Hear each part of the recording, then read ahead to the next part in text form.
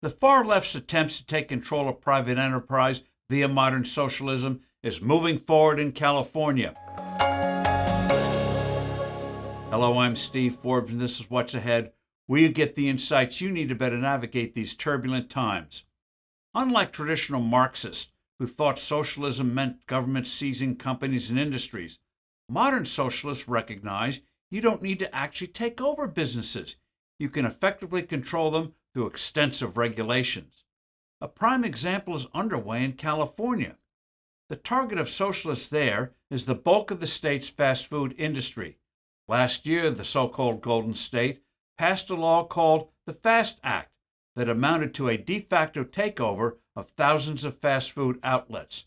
A 10-member council was set up that has the power to dictate working conditions for non-union restaurants, including setting wages, $22 an hour minimum wage is on tap, imposing mandatory benefits, setting working hours, and much more.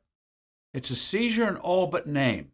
The prime pusher here is the powerful Service Employees International Union, the SEIU, which sees this as a way to get some 500,000 new members, whose dues can be used to target other industries and finance other parts of the far-left agenda. Bernie Sanders and his ilk are drooling. A socialist victory with California restaurants sets the precedent for other government entities and Washington itself to do the same with other businesses. In fact, the Biden administration is pushing regulations to make auto manufacturers virtual wards of the federal government. The California restaurant industry rightly howled. A group called Save Local Restaurants collected more than enough signatures to get a referendum on the ballot this November.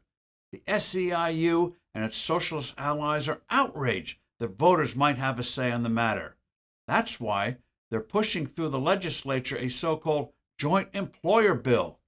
The legislation would make corporations legally liable for alleged labor abuses, for example, resisting unionization, of their independent franchisees.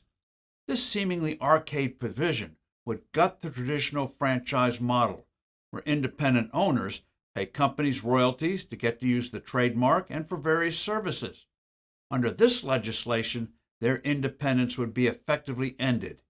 Even though these small business owners put up the capital, they would become corporate employees in all but name.